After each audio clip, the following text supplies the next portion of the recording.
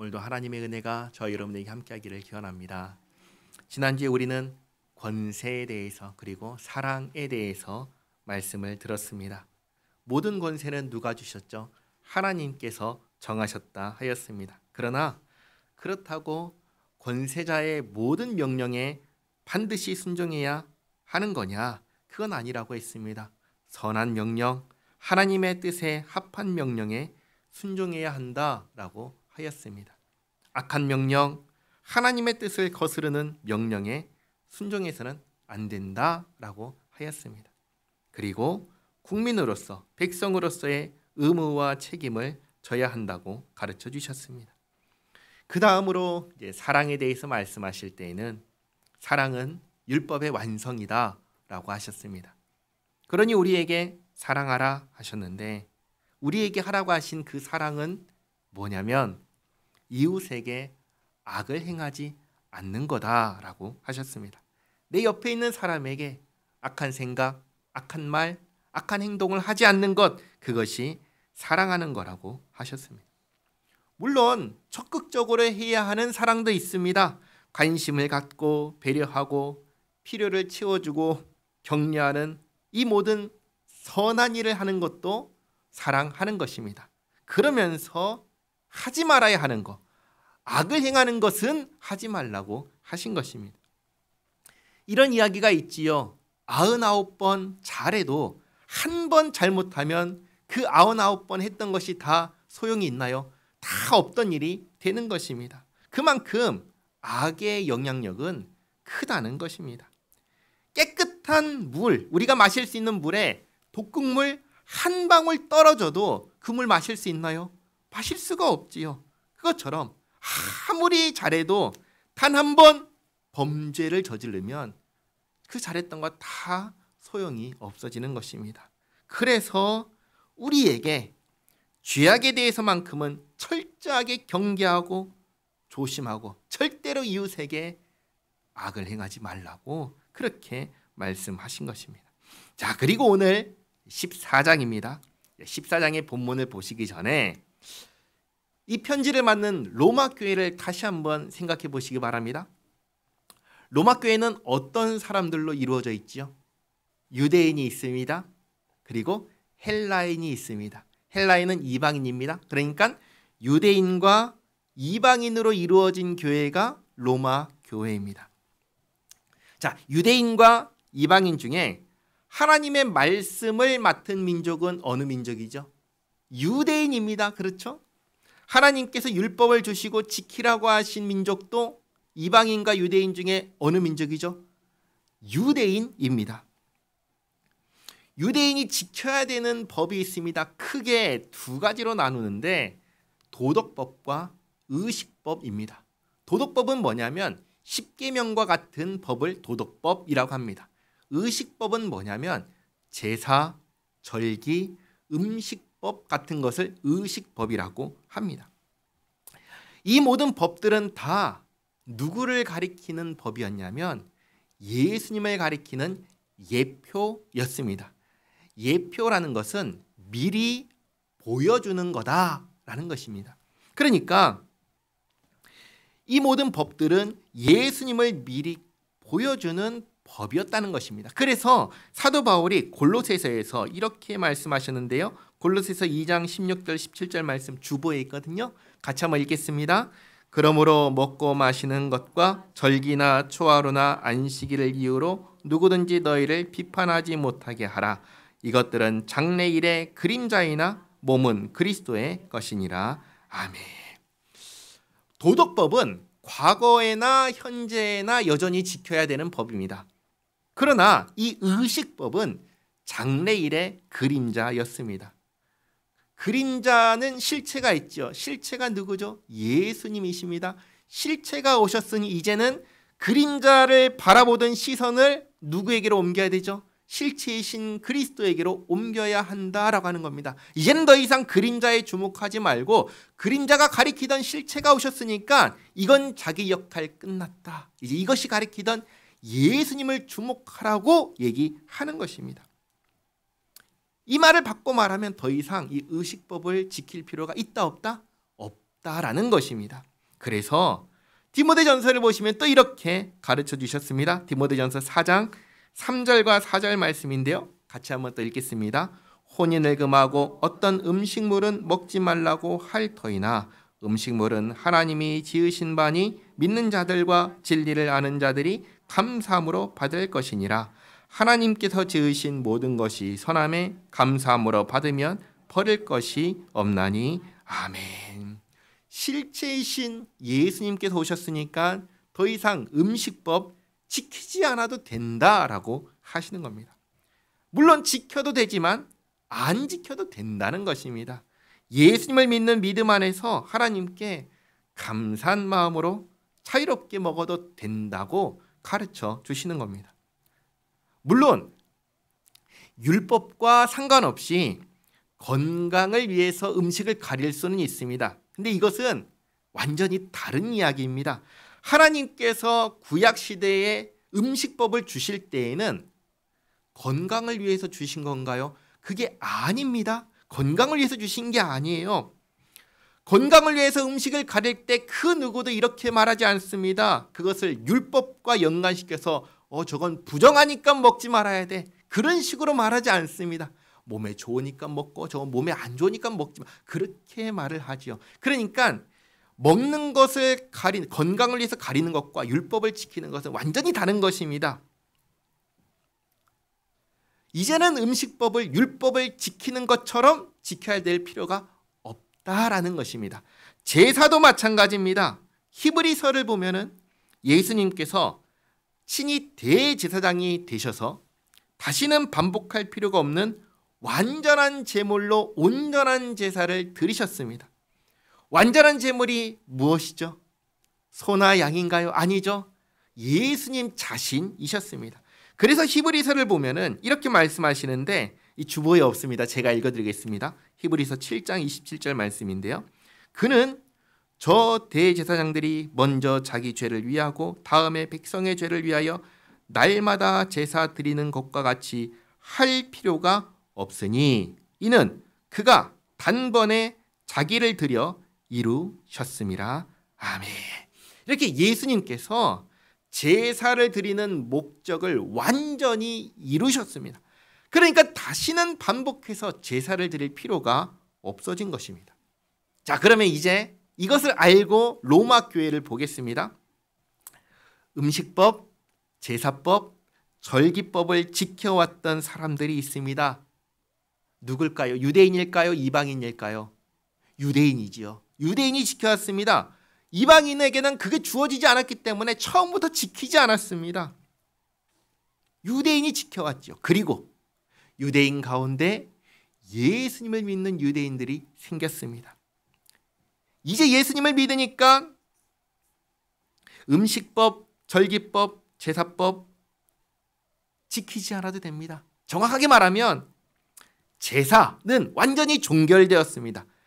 제사는 다시는 반복해서 하면 될까요? 안 될까요? 이것은 안 되는 겁니다. 예수님께서 완전히 끝내버렸기 때문입니다. 그러나 음식법, 절기법은 해도 되고 안 해도 되는 것입니다. 그러면 이제 예수님을 믿는 유대인들 중에 이러한 의식법을 지키지 않는 사람들이 생길까요? 안 생길까요? 생기죠. 이제 예수님을 믿으니까 이런 거 안 지켜도 되는구나 하면서 자유롭게 생각하는 유대인들이 생깁니다.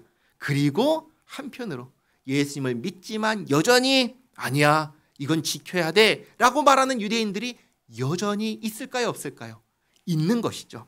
그러면 이 둘 사이에 서로를 향한 문제가 있을까요? 없을까요? 생기는 것입니다. 우리는 이 문제를 사도 바울의 전도 여행에서 이미 한번 봤습니다. 어떤 문제인지 아세요? 할례라고 하는 문제입니다. 사도 바울은 할례를 찬성했나요? 반대했나요? 애매하죠? 일단 기본적으로 할례에 대해서 반대했습니다. 반대했는데 그 이유가 있었습니다. 뭐냐면 구원받는 데 있어서 예수님으로 충분하지 못하다라고 말하기 때문에 할례를 반대한 겁니다. 예수님을 믿지만 할례 받지 않으면 구원받지 못해. 할례를 받아야지 구원받을 수 있어 라고 하니까 그러한 주장에 대해서 강력하게 반대했습니다. 아니야! 할례 받지 않아도 예수님만 믿으면 구원받을 수 있어. 예수님께서 나를 구원해 주시는데 할례는 아무런 조건도 들어가지 않아 라고 말하는 게 바울이 전했던 복음의 핵심이었습니다.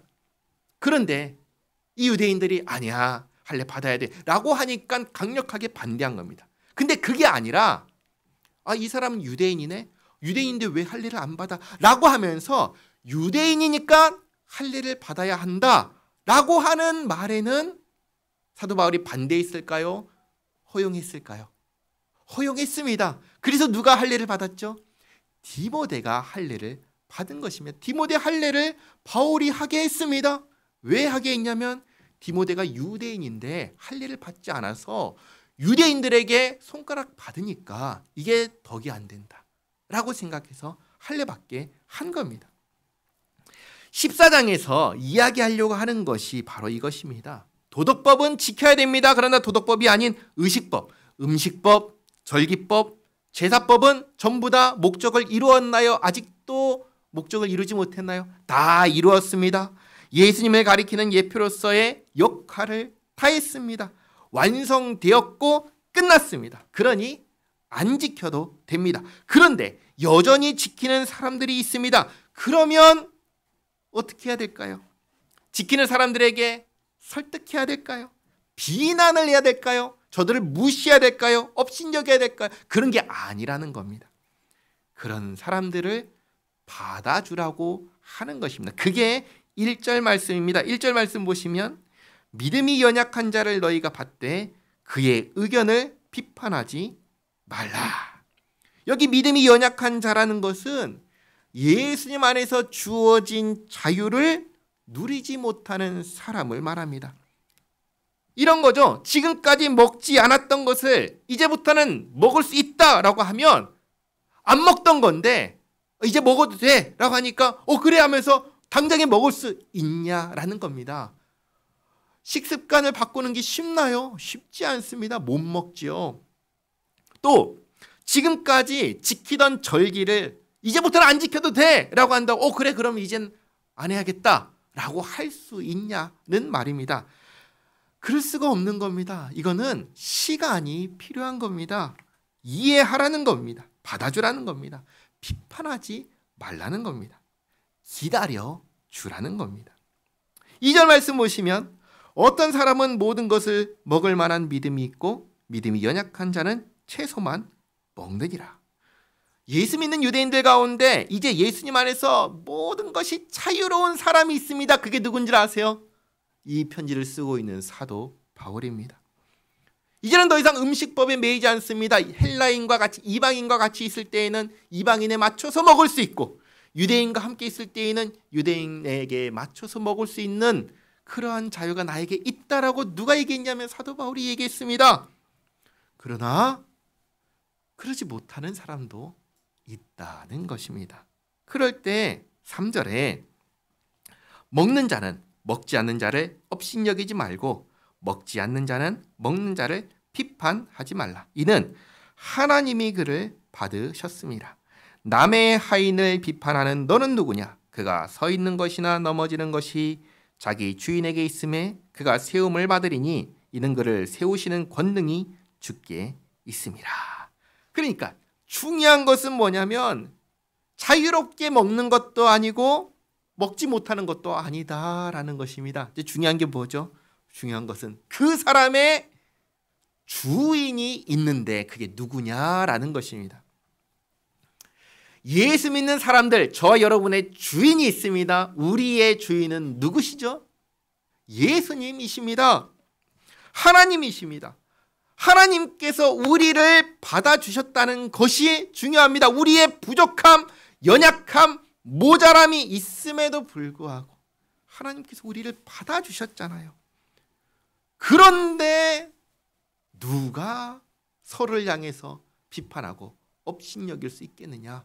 하나님께서 받아주셨는데 라고 말하는 것입니다. 그러니 서로 업신여기고 비판하고 비난할 것이 아닌 것입니다. 절기도 마찬가지입니다. 5절 말씀 보시면 어떤 사람은 이 날을 저날보다 낮게 여기고 어떤 사람은 모든 날을 같게 여기나니 각각 자기 마음으로 확정할지니라. 예수 믿는 유대인들 가운데 여전히 절기를 지키는 사람이 있습니다. 유월절, 오순절, 초막절 등 여전히 지키는 사람이 있습니다. 그리고 이제는 이 모든 절기가 가리키는 실체가 오셨으니 이제는 안 지켜도 되는구나 라고 생각하면서 안 지키는 사람들이 있습니다. 그러면 이 절기를 지키는 사람과 지키지 않는 사람이 서로를 향해서 손가락질하고 업신여기고 비판하면 되냐는 것입니다. 그러면 될까요? 안 된다는 것이죠. 유대인이 자기 명절로서 지키는 절기를 지키는 거에 대해서 이건 해도 되고 안 해도 되는 것입니다. 그냥 각자가 정해서 하라는 것입니다. 그러면서 중요한 것은 6절 말씀입니다. 6절에 나를 중히 여기는 자도 주를 위하여 중히 여기고 먹는 자도 주를 위하여 먹으니 이는 하나님께 감사함이요 먹지 않는 자도 주를 위하여 먹지 아니하며 하나님께 감사하느니라. 바울이 이 질문을 하는 겁니다. 먹는 것을 지켜야 된다 할 때 왜 지킵니까? 어떤 날을 중요하게 여긴다고 할 때 왜 그 날을 중요하게 여깁니까? 왜 먹고 왜 지킵니까?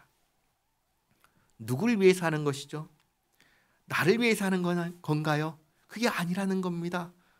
나를 위해서 먹는 게 아니고 나를 위해서 어떤 날을 중요하게 여긴 것이 아니라는 겁니다. 목적이 누구에게 있지요? 내가 아니라 하나님께 있다는 겁니다. 이제 나의 주인 되시는 하나님을 위해서 이 모든 것을 하는 겁니다. 먹어도 누구를 위해서 먹죠? 주님을 위해서. 어떤 날을 중요하게 여기는 것도 누구를 위해서 중요하게 여기죠? 하나님을 위해서라는 것입니다. 이게 중요한 겁니다. 그리고 한번 생각해 보시기 바랍니다. 우리가 다 누구를 위해 살죠? 나를 위해 사나요? 그렇지 않습니다. 우리는 모두 다 나의 주인 되신 하나님을 위하여 삽니다. 그렇지 않나요? 우리는 무슨 말을 해도 무슨 생각을 해도 무슨 행동을 해도 다 누구의 영광을 위해서 하죠? 하나님의 영광을 위해서 합니다. 그러면 한번 생각해 보시기 바랍니다. 우리가 하나님의 영광을 위하여 생각하고 말하고 행동하는데 함께 하나님의 영광을 위한다고 하면서 서로 싸운다고 생각해 보시기 바랍니다. 그게 하나님을 위하는 일이 될까요? 그게 하나님의 영광을 드러내는 일이 될까요? 그러지 않다라는 것입니다. 자녀들이 있습니다. 부모님을 위한다면서 서로 비난하고 형제들 간에 업신여기고 싸우면 그 어떤 것을 해도 부모님이 그걸 보면서 기뻐할까요? 기뻐하지 않죠. 슬퍼합니다. 부모님 마음에 대못을 받는 것이죠. 그러니까 주님을 위해서 한다고 하면서 그렇게 하는 것은 그건 주님을 위해서 하는 것이 아니다라고 가르쳐 주시는 것입니다. 그래서 7절부터 이 말씀 하지요. 우리 중에 누구든지 자기를 위하여 사는 자가 없고 자기를 위하여 죽는 자도 없도다. 우리가 살아도 주를 위하여 살고 죽어도 주를 위하여 죽나니 그러므로 사나 죽으나 우리가 주의 것이로다. 이를 위하여 그리스도께서 죽었다가 다시 살아나셨으니 곧 죽은 자와 산 자의 주가 되려 하심이라. 내가 어찌하여 내 형제를 비판하느냐? 어찌하여 내 형제를 업신 여기느냐? 우리가 다 하나님의 심판대 앞에 서리라. 기록되었을 때 주께서 이르시되 내가 살아노니 모든 무릎이 내게 꿇을 것이요 모든 혀가 하나님께 자백하리라 하였느니라. 이러므로 우리 각 사람이 자기 일을 하나님께 짓고 하리라. 우리는 항상 우리에게 마지막 날이 있다는 것을 기억해야 합니다. 마지막 날에 우리는 모두 다 누구 앞에 서죠? 주님 앞에 설 겁니다. 주님의 심판대 앞에 설 겁니다. 마지막 심판 때에 주님께서 우리를 심판하실 때 우리의 무엇을 심판하십니까? 우리가 이 땅에서 살아갈 때에 그 살던 모습을 가지고 심판하십니다. 예수님께서 이렇게 말씀하셨습니다. 우리가 다른 사람에게 하는 그 비판으로 우리가 비판을 받을 거라고 말씀하셨습니다. 마태복음 7장 2절 말씀인데요. 같이 한번 읽겠습니다. 너희가 비판하는 그 비판으로 너희가 비판을 받을 것이요 너희가 헤아리는 그 헤아림으로 너희가 헤아림을 받을 것이니라. 아멘. 이 말씀은 비판하면 안 된다라는 말씀이 아닙니다. 비판해야 할 것이 있습니다. 법을 어기는 것, 죄악을 범하는 일에 대해서는 비판해야 됩니다. 마땅히 해야 할 일을 하지 말라고 하시는 말씀이 아닙니다. 다만 비판할 때 이 생각을 하라는 겁니다. 나도 그 비판을 받을 수 있다라는 것을 잊지 말라는 겁니다. 나도 법을 어길 수 있고 나도 죄악을 범할 수 있는 연약한 존재라는 것을 잊지 말라는 겁니다.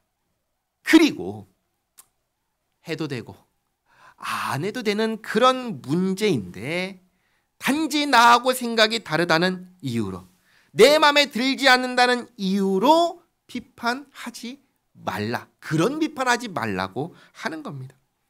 그러면서 사도 바울은 또 이런 말씀도 하였습니다. 항상 함께 있을 때 서로를 향해서 이러한 마음을 갖고 있으라고 했습니다. 빌립보서 2장 3절 말씀인데요. 같이 읽겠습니다. 아무 일에든지 다툼이나 허영으로 하지 말고 오직 겸손한 마음으로 각각 자기보다 남을 낮게 여기고 아멘. 다른 사람을 나보다 모자란 사람으로 보라고 했나요? 아니면 나은 사람으로 보라고 했나요? 나은 사람으로 보라고 했습니다. 다른 사람을, 내 옆에 있는 사람을 나보다 낫다고 여긴다면 법을 어기는 것도 아니고 죄악을 범하는 것도 아닌데 뭘 비판하고 비난하고 없이 여기겠습니까? 그럴 게 없는 것입니다. 그러니 죄가 아니라면 믿음이 연약한 자구나 생각하고 이해하고 받아주고 기다려주면 된다는 것입니다. 그래서 13절 그런즉 우리가 다시는 서로 비판하지 말고 도리어 부딪힐 것이나 거칠 것을 형제 앞에 두지 아니하도록 주의하라. 다르게 말하면 이 반드시 해야 할 말이 아닌데 내가 이 말을 해서 상대방과 부딪힐 것 같으면 하지 말라는 겁니다. 내가 말을 해서 상대방에게 뭔가 상처를 줄 것 같다면 하지 말라는 겁니다. 그러면 어떤 사람이 이런 말 할 수가 있어요. 그러면 할 말이 없는데요. 이건 너무나 안타깝죠. 말만 꺼내면 상대방을 힘들게 하고 상처를 주는 말밖에 할 말이 없다면 너무 안타깝죠. 그러나 그럴 수 있습니다. 그러면 어떻게 하는가? 그러면 말하지 않으면 됩니다. 옛말에 침묵은 금과 같다고 했습니다. 할 말이 없으면 안 하면 되는 것입니다. 14절에 내가 주 예수 안에서 알고 확신하노니 무엇이든지 스스로 속된 것이 없으되 다만 속되게 여기는 그 사람에게는 속되니라. 그렇지만 속되게 여기는 그 한 사람을 위해서 행동하라고 하십니다. 15절 만일 음식으로 말미암아 내 형제가 근심하게 되면 이는 내가 사랑으로 행하지 아니함이라. 그리스도께서 대신하여 죽으신 형제를 내 음식으로 망하게 하지 말라. 음식은 먹어도 되고 안 먹어도 됩니다. 그런데 이걸 먹으면 저 형제가 시험에 들고 실족하게 될 것을 뻔히 안다면 먹지 말라는 것입니다. 우리는 분명히 자유가 있습니다. 뭐든지 먹을 자유가 있습니다. 그러나 그 자유를 무엇을 위해서 사용해야 하는가? 나와 함께 교회를 이루는 형제 자매를 위해서 사용하라고 하십니다. 16절 그러므로 너희의 선한 것이 비방을 받지 않게 하라. 우리가 생각해야 되는 것, 우선 생각해야 되는 것, 신앙 안에서의 자유, 마음대로 할 수 있어, 이게 아니라 내 옆에 있는 형제의 유익이다. 그리고 17절 정말 중요한 말씀입니다. 17절 말씀 같이 한번 읽어볼까요? 하나님의 나라는 먹는 것과 마시는 것이 아니요 오직 성령 안에 있는 의와 평강과 희락이라. 아멘. 하나님의 나라는 뭐라고 했죠? 먹고 마시는 것 아니라고 했습니다. 식사라고 하는 겉모습만 있다고 하나님의 나라를 이루는 것이 아니라고 하시는 겁니다. 예를 들면 고린도전서 11장을 보시면 함께 모여서 주의 만찬을 먹는 이야기가 나옵니다. 근데 거기에 문제가 있었습니다. 어떤 문제냐? 자기들끼리 먹는 겁니다. 부자들은 먼저 와서 기다리지 않고 다 먹어치웁니다. 근데 종들은 일찍 올 수 있나요? 없지요. 종이잖아요. 자기 일 다 하고 와야 되잖아요. 늦게 옵니다. 왔더니 먹을 게 있어요, 없어요? 없지요. 가난한 사람들도 자기들이 가지고 올 수 있는 게 있어요, 없어요? 없지요. 그래서 와서 보니까 먹을 수 있는 게 없습니다. 부자들은 자기들끼리 같이 모여서 먹고, 가난한 사람들, 종들은 먹을 것이 없어서 그냥 쫄쫄 굶고 있습니다. 어느 자리에서요? 주의 만찬을 나누는 자리에서 그럽니다. 먹고 마시는 식사가 있습니다. 하지만 이걸 가지고 누가 하나님의 나라를 이룬다라고 생각할까요? 전혀 그렇지 않은 것이죠. 먹고 마시는 식사의 교제가 중요하지 않다라고 말씀드리는 게 전혀 아닙니다. 이건 너무나 중요합니다. 그러나 그 중요한 식사 자리에 반드시 있어야 하는 것이 있다는 겁니다. 그게 뭐냐? 성령 안에 있는 의와 평강과 희락이 있어야 된다는 겁니다. 의라는 것은 뭐지요? 하나님과 우리가 바른 관계 속에 있다는 겁니다. 하나님과 바른 관계 속에 있으려면 우리에게 있어야 되는 게 뭐죠? 믿음이 있어야 되죠. 우리에게 없어야 되는 것이 뭐죠? 죄가 없어야 됩니다. 그렇죠? 우리가 죄악을 범해서는 안 됩니다. 의가 있어야 됩니다. 그리고 평강이 있다는 것은 우리의 모임 가운데 평화가 있다는 겁니다. 화목하다는 것입니다. 그리고 희락이 있다는 것은 우리 가운데 기쁨이 있다는 것입니다. 지난주에도 말씀드렸습니다. 우리 교회는 두 가지를 합니다. 예배하고 식사하고, 이게 전부입니다. 그렇죠? 예배를 드릴 때 형제에게 악을 행하는 거 쉽지 않습니다. 그러나 할 수 있습니다. 어떻게 하는가? 예배를 방해하는 것이 악을 행하는 것입니다. 내가 정말로 삼위일체 하나님을 예배하고 싶은데 자꾸만 주변에서 방해합니다. 그러면 그게 악을 행하는 것입니다. 다른 사람이 방해할 수 있고, 내가 정말 예배해드리고 싶어하는 어떤 사람을 방해할 수도 있습니다. 예배를 방해하는 모든 행위가 악입니다. 사랑은 악을 행하지 않는 거라 했습니다. 예배할 때 우리가 형제를 사랑하는 것은 방해하지 않는 것입니다. 그리고 식사를 할 때, 오늘 이 말씀을 두고 생각해 보시기 바랍니다. 우리가 식사할 때 나는 하나님과 바른 관계 속에서 죄악을 범하지 않으면서 함께 식사하고 있는가? 우리가 함께 식사할 때 평강, 화목한가? 우리가 함께 식사할 때 희락, 기쁨이 있는가? 이걸 한번 생각해 보시기 바랍니다. 이게 있어야 하는 것입니다. 그래야지 우리의 모임이, 우리의 식사가 성령 안에서 하나님의 나라를 온전하게 이루는 모임이 되는 것입니다. 그리고 그렇게 할 때 누가 기뻐하실까요? 하나님께서 기뻐하십니다. 그래서 18절에 이렇게 말씀하시죠. 이로써 그리스도를 섬기는 자는 하나님을 기쁘시게 하며 사람에게도 칭찬을 받느니라. 이렇게 할 때 하나님께서 기뻐하신다는 겁니다. 예배 드릴 때 서로 악을 행하지 않고 온전히 하나님을 드릴 수 있게 하면 기뻐하시고, 식사할 때 의와 평강과 희락 가운데 같이 교제하면, 그렇게 해서 하나님 나라를 이루면 하나님께서 기뻐하신다는 겁니다. 19절, 그러므로 우리가 화평의 일과 서로 덕을 세우는 일을 힘쓰나니 음식으로 말미암아 하나님의 사업을 무너지게 하지 말라. 만물이 다 깨끗하되 거리낌으로 먹는 사람에게는 악한 것이라. 고기도 먹지 아니하고 포도주도 마시지 아니하고 무엇이든지 내 형제로 거리끼게 하는 일을 아니함이 아름다우니라. 아멘. 덕이 되지 않는다면 하지 말라는 겁니다. 술 마시는 거 덕이 될까요? 안 될까요? 안 됩니다. 그러니 하지 말라는 겁니다. 담배를 피우는 거 덕이 될까요? 안 될까요? 안 됩니다. 그래서 하지 말라는 겁니다. 과거에는 다 아실 거예요. 과거에는 예수 믿으면 술, 담배 한다고 생각했나요? 하지 않는다고 생각했나요? 과거에 안 한다고 생각했습니다. 그렇죠? 그래서 사람들이 좋아했을까요? 싫어했을까요? 좋아했습니다. 물론 담배 태우고 술 마시는 분들은 싫어하시겠죠. 안 하는 분들은 너무나 좋아했습니다.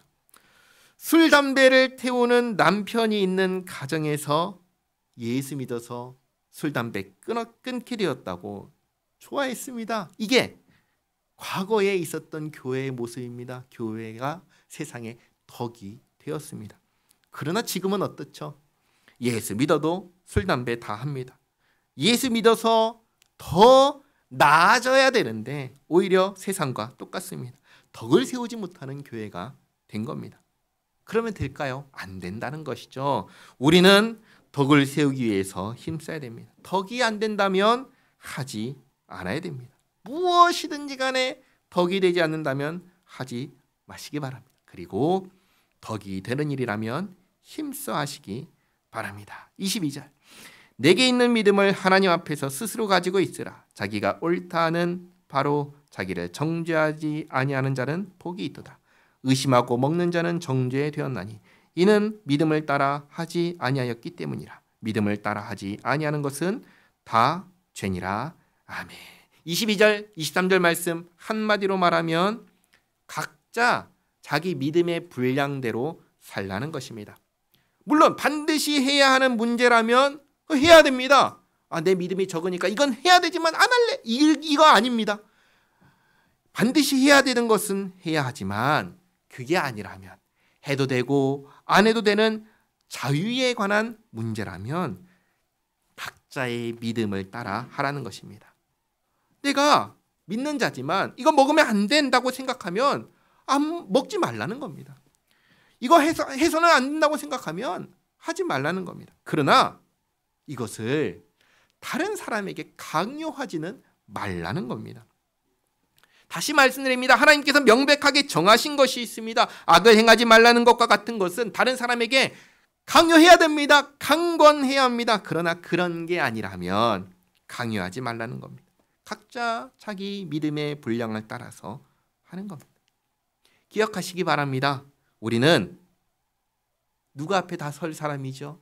하나님 앞에 설 사람입니다. 하나님 앞에 설 때 각자가 이 땅에서 어떻게 살았는지를 가지고 하나님 앞에 설 겁니다. 하나님께서 나를 판단하실 것입니다. 그러니 내가 다른 사람 판단하면서 저 사람 저거 잘해야 되는데 못해야 되는데 이게 아니라 나만 잘하면 되는 겁니다. 근데 나만 잘하면 된다라는 말을 오해하면 안 됩니다. 다른 사람들 무시하라는 말이 아닙니다. 다른 사람을 비난하고 업신여기면서 나보다 못한 사람으로 여기지 말라는 것입니다. 다른 사람 판단하지 말라는 겁니다. 오히려 다른 사람에 대해서는 이렇게 생각하시기 바랍니다.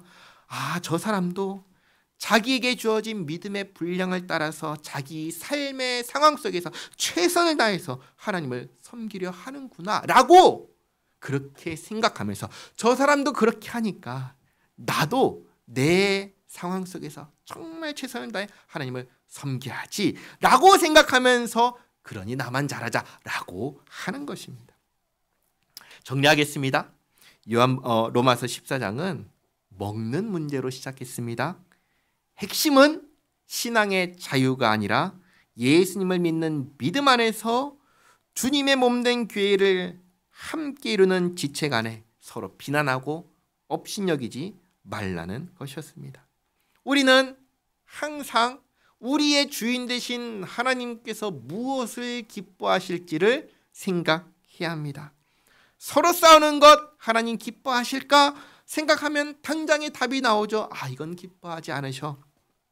하나님의 영광을 가리는 것이야. 답이 나오잖아요. 그런 거 하면 안 되는 것이죠. 우리는 힘써 하나님께서 기뻐하시는 일을 무엇인지 분별하고 그것을 행해야 합니다. 하나님께서 기뻐하시는 것, 오늘 하나님의 나라를 이루는 것 뭐라고 했죠?